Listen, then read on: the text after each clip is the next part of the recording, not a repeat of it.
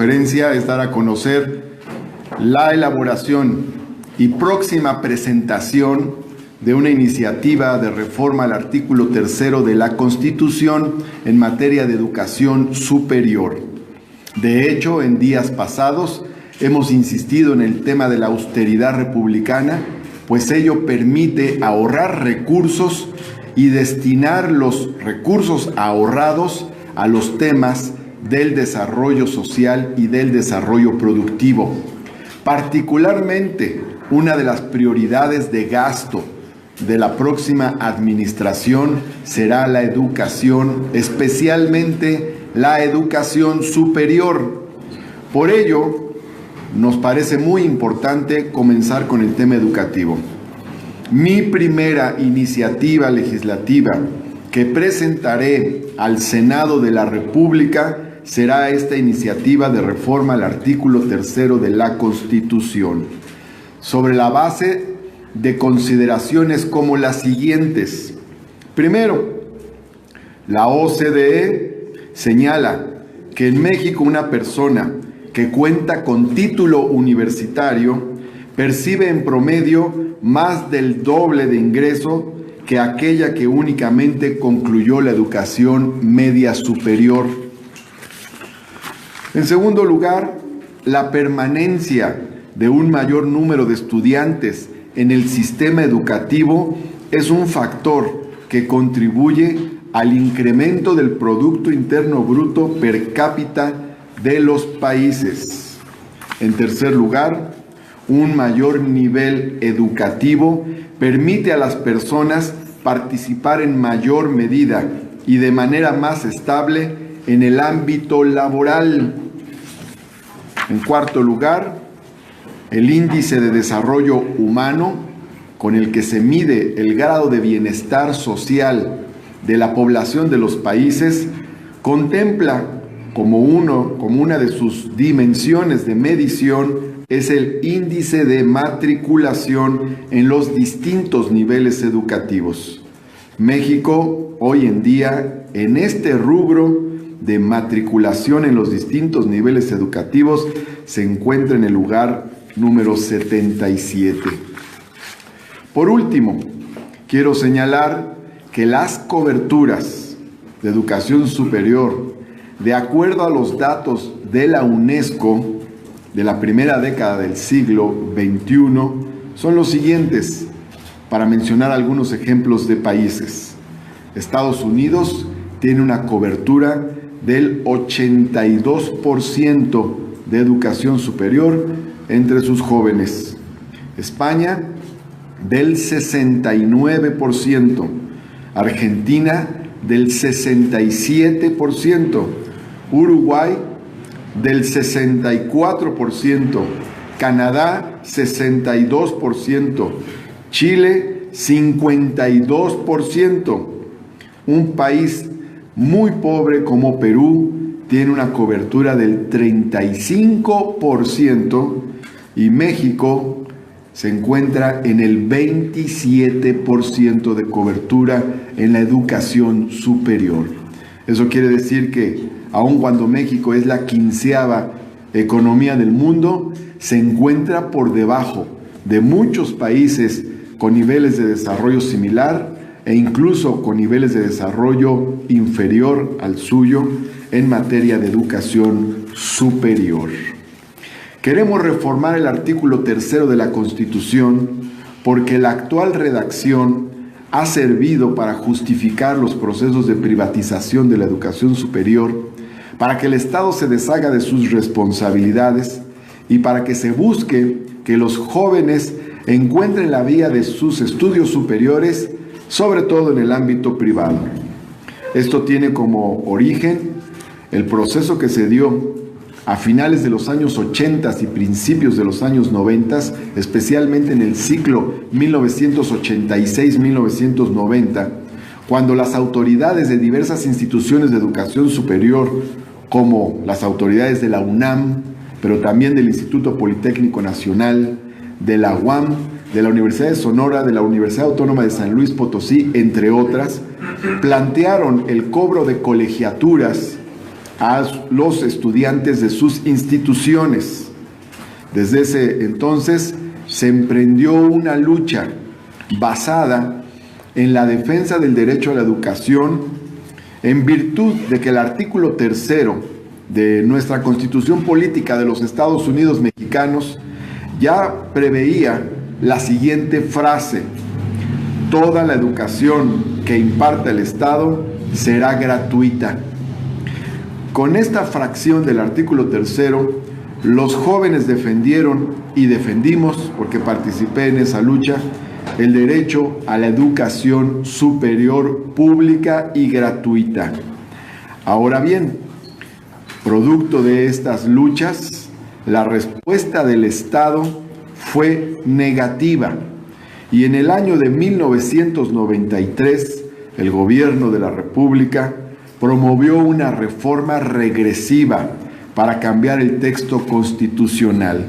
Si bien se dejó la frase toda la educación que imparta el Estado será gratuita, se agregaron 2 líneas más que distorsionaron el derecho de los jóvenes a la educación superior, o por lo menos lo mediatizaron.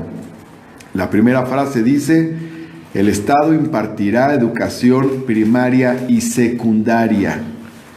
Con ello, la palabra impartirá, que se refería a la educación gratuita, se ciñó de manera expresa a la educación básica, primaria y secundaria. Se agregó una línea más para hacer más evidente la distinción, agregándose lo siguiente: el Estado promoverá y atenderá todas las modalidades de educación, entre otras la educación inicial y la educación superior. La reforma de 1993 quería decirnos que el Estado solo impartiría la educación primaria y secundaria y que solo promovería y atendería la educación superior. De ahí podría interpretarse que la educación pública superior no necesariamente sería gratuita. Más adelante, en el año 2002, se agregó a la educación primaria y secundaria la educación preescolar, por lo que la Constitución señaló: el Estado impartirá educación preescolar, primaria y secundaria. Y más recientemente, en el año 2012, se agregó la educación media superior, por lo que la frase dice: el Estado impartirá educación preescolar, primaria, secundaria y media superior. La educación superior sigue estando excluida del fraseo del artículo 3º de la Constitución. Por lo tanto, la iniciativa que presentaremos ante el Senado de la República en cuanto éste se instale y comiencen sus sesiones, dice de manera sencilla lo siguiente: el que suscribe, senador Martí Batres Guadarrama, presenta iniciativa con proyecto de decreto por el que se reforma el artículo 3º de la Constitución Política de los Estados Unidos Mexicanos, por el que se establece la obligación del Estado de garantizar cobertura a nivel educativo superior. Con fundamento en el artículo 71, fracción segunda de la Constitución Política de los Estados Unidos Mexicanos, así como en los artículos 8, numeral 1, fracción 1, 76, numeral 1 y 135, numeral 1 del Reglamento del Senado de la República, someto a consideración de esta soberanía la presente iniciativa por la que se reforma el artículo 3º de la Constitución Política de los Estados Unidos Mexicanos, para quedar como sigue. Artículo 3º. Toda persona tiene derecho a recibir educación. El Estado, Federación, Estados, Ciudad de México y municipios impartirá educación preescolar, primaria, secundaria, media superior y superior. Esa es la reforma, es muy sencilla. Estamos proponiendo que se agreguen 3 palabras a la Constitución y en su caso los ajustes correspondientes para darle la coherencia general al artículo 3º de la Constitución. Les agradezco mucho su presencia y su atención. Si hay alguna pregunta, estoy a sus órdenes. Martín, ¿esto tiene que ver con lo que anunció hace poco Andrés Manuel, en el sentido de que va a crear 100 universidades en educación superior? Sí tiene que ver. Tiene que ver con lo anunciado por el equipo de gobierno, por el próximo presidente de la República. Tiene que ver con el programa de Morena. Tiene que ver con los 50 puntos que yo mismo presenté a lo largo de la campaña electoral. Y tiene que ver con una demanda sobre todo de los jóvenes y sus familias. Las familias están muy desesperadas e irritadas por los procesos de rechazo masivo que hay. Ahora, en estos tiempos neoliberales, se ha acuñado un término que es el término de los rechazados.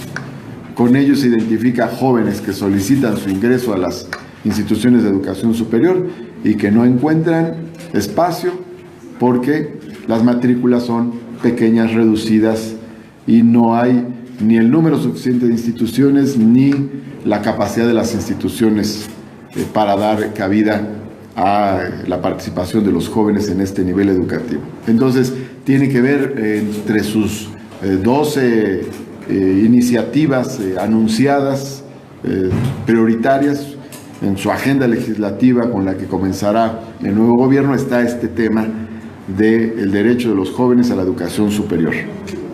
Y yo quiero preguntarle, ¿y si van a alcanzar los recursos económicos precisamente para dar esta cobertura al 100% en todos los niveles educativos? Y por otra parte, todos los estudiantes o los jóvenes quieren entrar a la UNAM, Politécnico. ¿Realmente habrá capacidad de estas universidades para satisfacer toda esta necesidad? ¿O cuál va a ser realmente el proyecto que tengan para que los jóvenes estén satisfechos con la institución a la que van a ingresar? Bueno, ya hace aproximadamente unos 80 años, un poco más, 80, 90 años, casi un siglo, había la misma pregunta por parte de sectores conservadores de la sociedad mexicana respecto a la educación primaria, porque la Constitución de 1917 establecía la obligatoriedad de la educación primaria y sin embargo era un segmento muy reducido de la infancia el que tenía acceso a la educación primaria. Entonces, en aquellos entonces, la gran responsabilidad del Estado fue masificar la educación primaria y abrir las oportunidades, generando infraestructura, construyendo miles de escuelas para que todas las niñas y niños pudieran entrar al nivel de educación primaria, a las escuelas primarias del país. Sucedió, se amplificó, tenemos una cobertura casi universal en el nivel primario, todavía no es completamente universal, pero finalmente se cumplió con el objetivo de tener la infraestructura para que la infancia en general entrara al nivel de educación primaria, y después se ha ido avanzando en los otros niveles. Ahora, por las condiciones del mundo, por las necesidades de México, por su desarrollo, por las necesidades de su población, es muy importante que se abra el proceso para masificar la educación superior.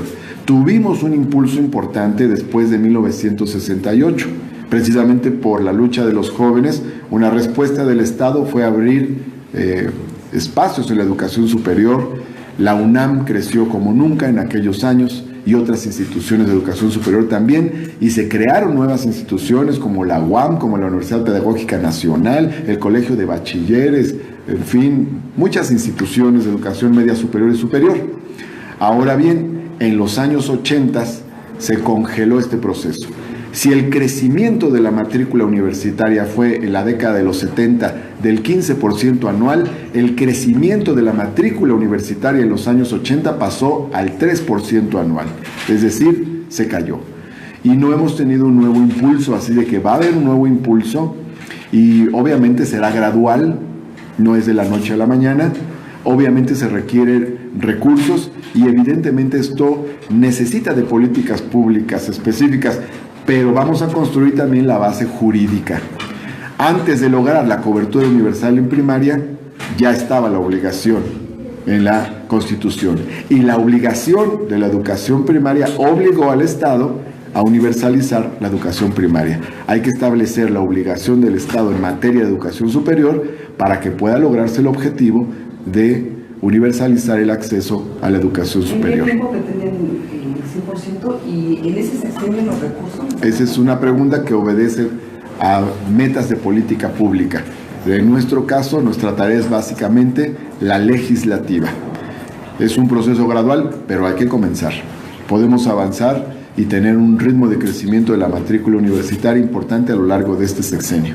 Ese es otro de los grandes logros que se pueden dar en este sexenio. Y nosotros vamos a contribuir desde la parte que nos corresponde, que es la parte legislativa.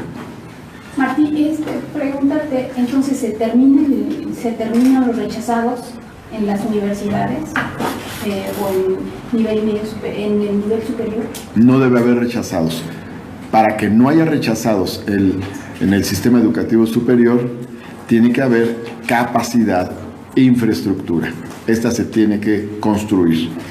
Esto lo va a empezar a hacer el nuevo gobierno, va a ir ampliando la cobertura a partir de generar más capacidad de las instituciones existentes y construir nuevas instituciones. Eso se tiene que hacer a nivel federal y también se tienen que involucrar los estados de la República. ¿Cómo se está contemplando dentro de esta iniciativa de ley las normales rurales?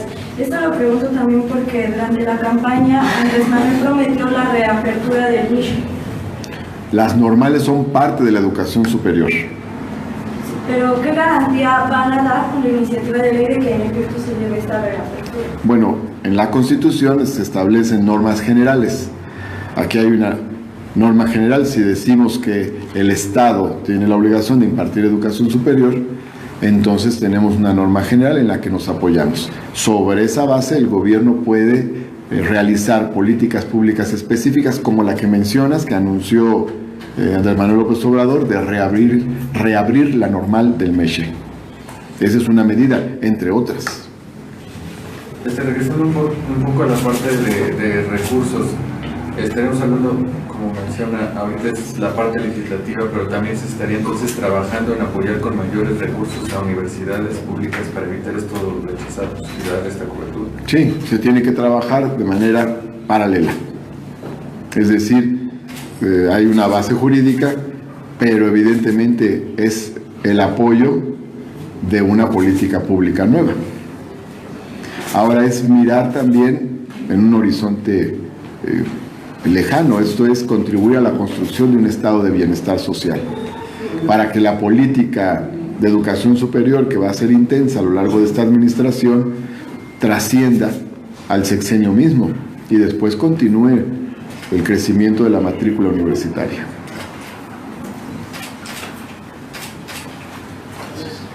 El senador Javier Lozano dijo que eran ocurrencias los recortes que anunciaron el lunes a la dieta de la Cámara Alta. ¿Qué respondería a esto?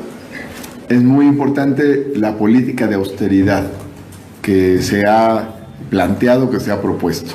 Y en el caso particular del Senado hay mucha tela de dónde cortar. Miren, acaba de salir una nota el día de hoy de que los diputados se van, terminan la legislatura con un bono de $1 millón. Multiplica $1 millón por 500 diputados, son 500 millones de pesos. ¿No los podríamos mejor destinar a educación? Esos 500 millones le caerían muy bien a muchas instituciones. Hay universidades que tienen presupuestos de 1.200 millones de pesos, 2.000 millones. Imagínate lo que significan 500 millones de pesos. No hay justificación alguna para que un diputado se vaya con un bono de marcha de $1 millón. Eso se tiene que acabar. A algunos no les gusta porque sienten perjudicados sus intereses, pero pues se trata de que haya un cambio a fondo y yo creo que es una gran medida y la sociedad mexicana la ve muy bien, esta idea de la austeridad republicana. En otras palabras, austeridad republicana significa austeridad arriba, en la cúpula del Estado, porque siempre perjudican a los de abajo, ¿no? Ya ven que en los sexenios de Miguel de la Madrid y Carlos Salinas despidieron a más de 1 millón de trabajadores de base, a trabajadores al servicio del Estado. Entonces, pues ahora sí que les toca apretarse el cinturón a los de arriba de la clase política. Y en este caso, por ejemplo, en el Senado, ¿a partir de qué mandos estaríamos hablando este recorte de ajustes? Porque hay gente preocupada en la misma Cámara Alta de qué es lo que va a pasar con su trabajo. Arriba. Bueno, todavía esto se tiene que procesar mucho, ¿no? Esta propuesta de austeridad que presenté hace unos días se tiene que procesar con los senadores de las distintas bancadas. Es un proceso más complejo porque en el caso del Poder Ejecutivo, el titular del Poder Ejecutivo es una sola persona que, como dice la Constitución, se denomina presidente de los Estados Unidos mexicanos. Ahora bien, en el caso del Poder Legislativo, los titulares son muchos, son colegiados. No llevarse a cabo No, sí, debe llevarse a cabo. Hay que avanzar y el Senado tiene que poner lo propio y vamos a estar sobre ello, insistiendo sobre ello. ¿Y del Poder Judicial? También el Poder Judicial tiene que hacer lo propio y los órganos autónomos también el INE, el INAI y todos los órganos autónomos que existen lo tienen que hacer y también, además de que se haga a nivel federal, también se tiene que hacer a nivel local en los estados y también a nivel municipal. Entonces son los 3 poderes, los 3 niveles y los órganos autónomos. Ahora bien, en el marco de su autonomía, cada quien lo tiene que abordar. Bueno, ayer Lorenzo Córdoba decía lo mismo sobre esto, ¿no? Que no era decisión presidencial, sino del Congreso en decidir acerca de los sueldos de los funcionarios. En parte sí y en parte no. Es decir, un programa de austeridad por ejemplo, el Senado de la República, pues lo tiene que decidir el Senado de la República. Dónde va a recortar, qué partidas, etcétera. Todo eso lo tiene que decidir el Senado. Sin embargo, sí hay una decisión del Poder Ejecutivo que induce a los demás, porque el artículo 127 de la Constitución señala que el salario máximo es el salario del presidente de la República y que nadie puede ganar más que el presidente de la República. Por lo tanto, en el momento en que el presidente fija su salario, no puede haber uno mayor.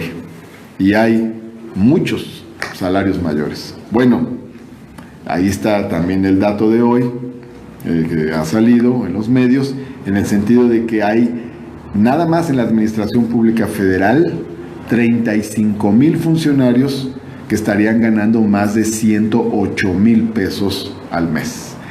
35,000. Eso es en la Administración Pública Federal, por no contar las administraciones públicas locales, los poderes, el Poder Legislativo Federal, los poderes legislativos estatales, los gobiernos municipales. Recuerden que hubo una presidenta municipal hace poco que se fijó un salario de 500,000 pesos. Entonces, por eso digo que hay mucha tela de donde cortar. Y al momento en el que el presidente se fije su sueldo, podrán irse haciendo todos los demás ajustes. Nada más, la propuesta que plantearon Andrés Manuel López Obrador sobre esto, una reforma constitucional, ¿pasaría por el Senado o por la Cámara de Diputados? ¿Cuál es la Pasa por las dos cámaras. Una reforma constitucional pasa por las dos cámaras federales y por los congresos locales. ¿Cuál sería la de origen? No lo sabemos. Ya el presidente decidirá a cuál de las cámaras envía la iniciativa. Si me preguntas, pues ojalá la envíe al Senado, porque nos gustará trabajar sobre este tema en el Senado de la República, sobre el tema de educación particularmente. Él enumeró una serie de temas, pero propiamente en el tema educativo nos gustaría trabajar la iniciativa. Aquella reforma del 93 empezó, por cierto, en el Senado de la República. Entonces, sí nos gustaría trabajar en el Senado esta reforma al artículo 3. Pero ya es decisión del presidente a qué Cámara envía sus iniciativas. Muchas gracias, que tengan bonita tarde. Gracias. Gracias.